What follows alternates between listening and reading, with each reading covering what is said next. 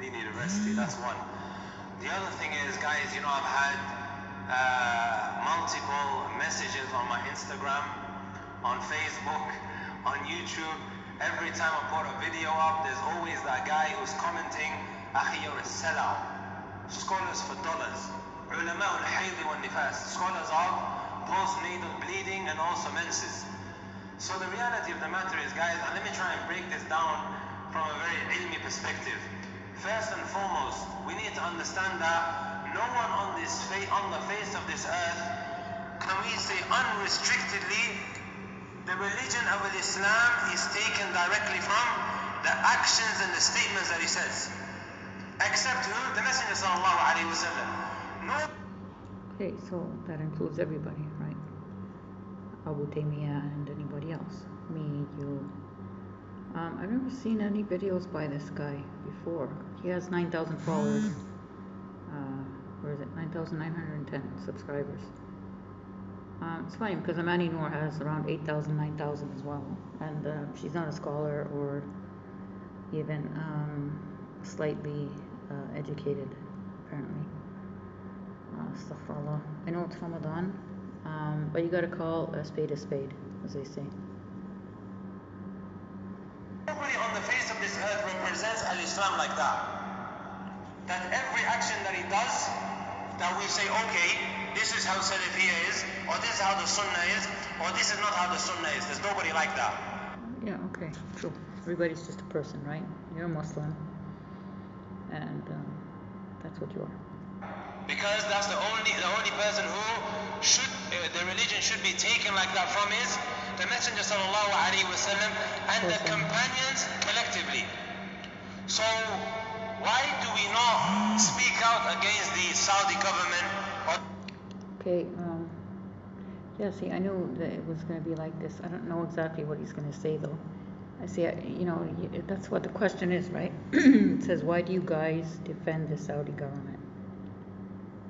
So he's a ustad, which means he is a teacher.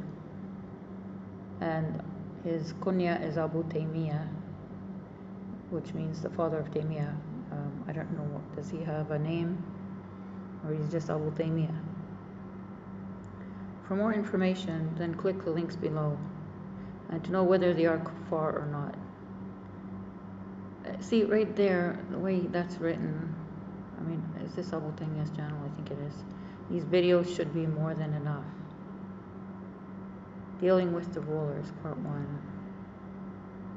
Saudi Arabia is kafir because they make riba halal in response to Abu al-Bara.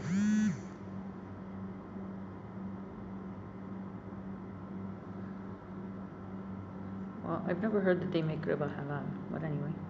Say if you have riba banks that are not Islamic in your country, does that mean that you said it's halal, or that just that you let those banks do business there? There's a difference, okay? That's one thing. I could drink khamar and then say, you know, I know it's haram, right? But I'm just doing it. People smoke, they know it's makruh, it's disliked, or it's haram, according to different opinions.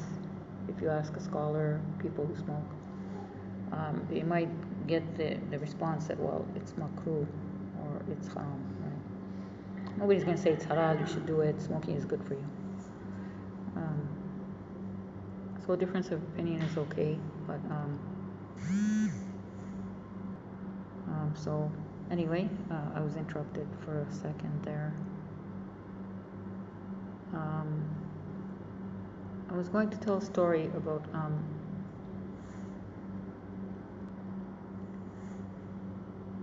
that's another subject. We'll just continue with the video for now. The Qatari government or the Kuwaiti government or all these other governments. Again, this is a question that is posed all the time.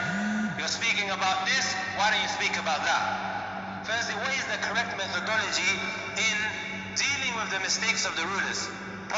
Okay, so I thought that sounded decent enough, right? Like he's just saying, you know, how do you speak with rulers? But why is this written in such a negative language? Like, to know whether they are kuffar or not. I just don't like the way couldn't you say to find out what the opinion of other scholars or something, what the ulama say? You know, there's opinions that are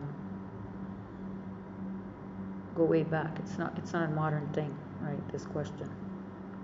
Saudi Arabia is kafir because they make riba halal in response to Abu Bara. So why does he give this link? And again, this are the Muslim rulers kafir by Ustad Abdurrahman Hassan. Okay, maybe that's I could check that out. That's an opinion of another Ustad.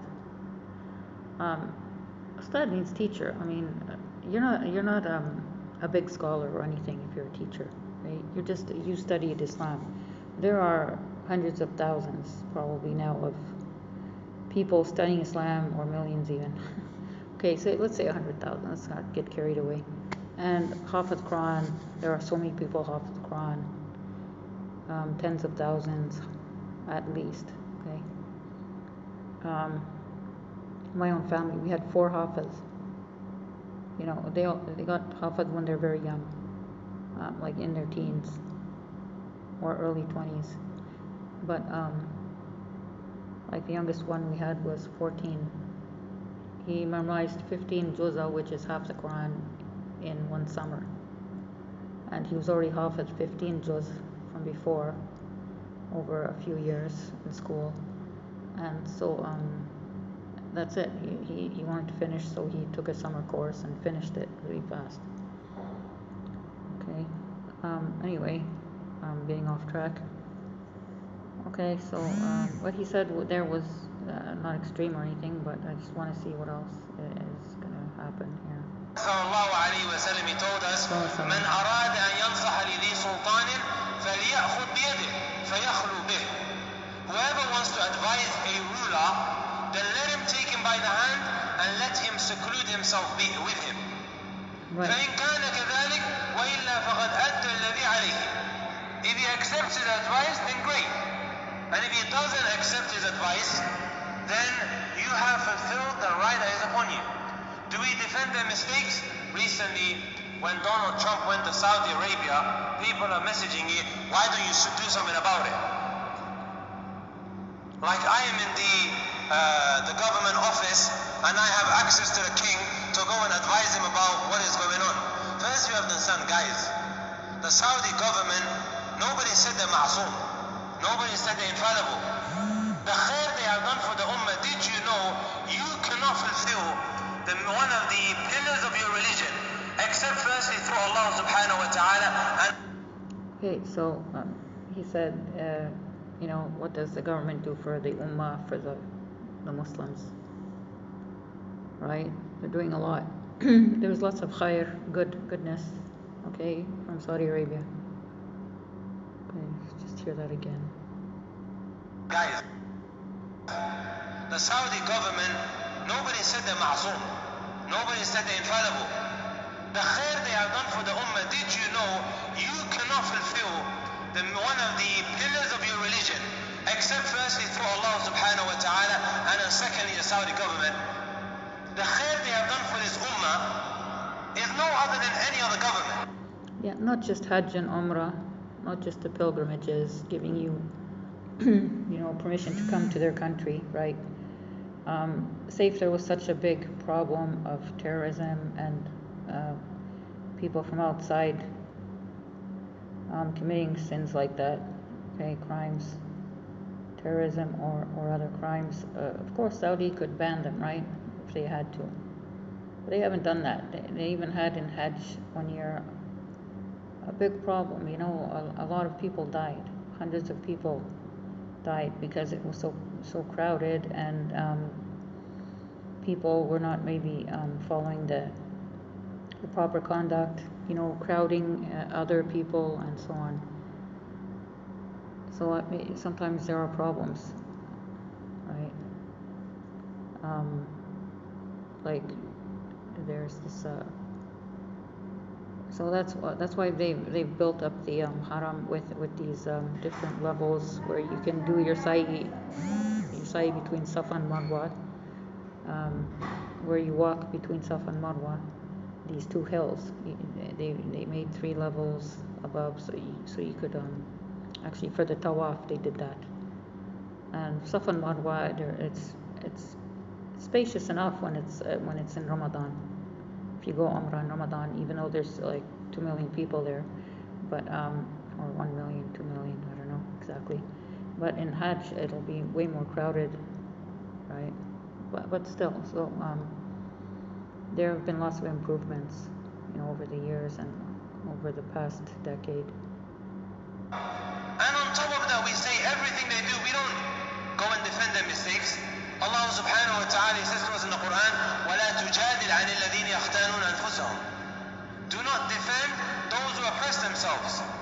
This is generally speaking, so if the Saudi government makes a mistake, we're not going to go and... Okay, so I was going to say that besides Hajj and Umrah, the pilgrimage and they take care of all the infrastructure there for the pilgrims and make sure everything's, they have police everywhere, really friendly, nice police, and so on. I mean, they let you, if you ask them, they let you take a photo of yourself. If you've never been Hajj or Umrah before, they'll permit you to take photos, even though they don't really like people taking photos. Some of them might not like it, but if you ask them politely, they'll certainly let you. That's what happened with me. But besides that, there's also the charity work they do. There's so much work that they've done that people should not forget. Okay, donating money and food and clothes or anything, collecting and distributing also, and on a big scale, not just on a small scale or individually. They do it as a big, a huge work, right? And it's constant. It's not like it never stops. Defend their mistake. Someone said to me, you don't want to speak out against them because they're going to kick you out of the Medina University. How many people have said that to me? And I've already explained to you the correct way to go about dealing with it. Prophet sallallahu alayhi wa sallam also mentioned another hadith. فَمَنْ أَعَانَهُمْ عَلَى ظُلْمِهِمْ وَصَدَّقَهُمْ بِكَذِبِهِمْ فَأُولَٰئِكَ لَيْسُوا مِنِّي وَلَسْتُ مِنْهُمْ. Whoever declares some of the things that are doing us to be from the truth, or he aids them in their oppression, and this person is not from me, and I'm not from them. وَلَا يَرِدُ عَلَيْهِ حَوْضِي, and they're not going to drink from my pond. Are you with me, brothers and sisters? And we have to understand, even if this ruler now is from the worst of the worst, again, there's a methodology in dealing with it. فَأَكْتَفِي بِحَدِيثٍ واحد. I'm going to bring one hadith, even though... Yeah, okay, so anybody wants to watch the rest of the video, I recommend it just to see what else he says.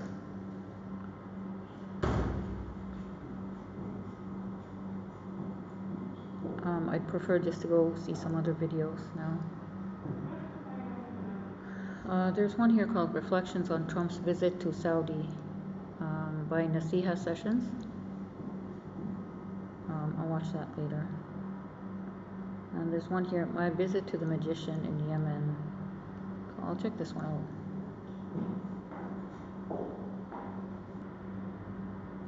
Alhamdulillahi Rabbil Alameen. والصلاة والسلام على أشرف الأنبياء والمرسلين نبينا محمد وعلى آله وصحبه وسلم تسليما كثيرا أما بعد. Brothers and sisters, inshallah ta'ala, I want to share a story with you and some other hadith that are related to it.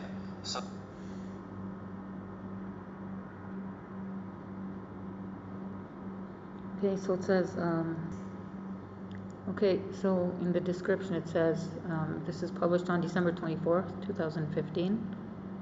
I visit to the magician before Allah guided me to Damaj. I don't know what Damaj is. I visited the magician after consulting the teacher of Habib Ali Jafri, Habib Omar bin Hafiz, who is also affiliated with Hamza Yusuf. Why would he do that? What does this have to do with Hamza Yusuf? I don't know. Hamza Yusuf.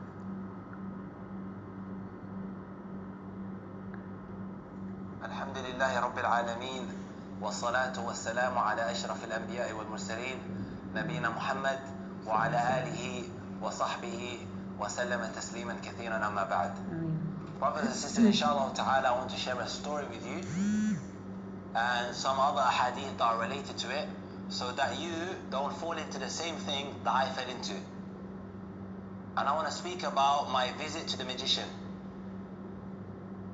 A few years back, before I went to study in Damaj, I went to a place called Darul Mustafa. And I think it's vital that I mention this to you lot, so that you lot are aware not only about the institutes that are around the world and some of those who are calling towards it, and so that you don't fall into the exact same problem that I fell into, and the signs inshallah ta'ala of a sahir, of a magician, are known to the individual.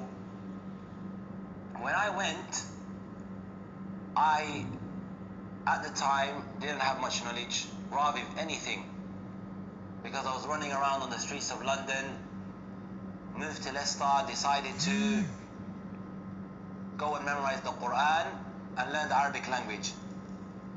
So long story cut short, I ended up going to a place called Darul Mustafa, which is a Sufi institute, which is run by the teacher of Habib Ali Jufri. They were my teachers. They were my teachers, and they are the affiliates of Hamza Yusuf, the famous caller in America, who hosts them, has a very strong ties with them. Okay, so I'm just wondering if Hamza Yusuf has seen this video. Has he reacted to it? People must have messaged him about this. I'm running out of charge battery. So I'll cut this short, I guess.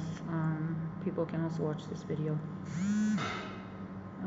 I also have my own story about magic, about a magician. It was a woman that I met at a wedding. And I'm still wondering if I should do a video actually about it or not. I noticed in my Twitter that I had a Bangladeshi magician follow me on Twitter, and I tell you, I didn't feel pleased about that. But you never know, maybe he's just one of those